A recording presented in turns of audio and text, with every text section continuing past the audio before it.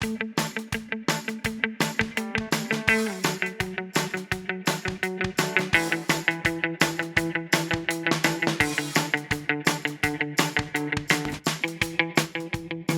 a fantastic day because we are launching our inaugural Shell Young Leaders Program, powering future-ready Filipinos. Okay, so yung main intent netong icebreaker na to is for you to get to know other people. Kasi syempre, di ba, we are part of our own organizations.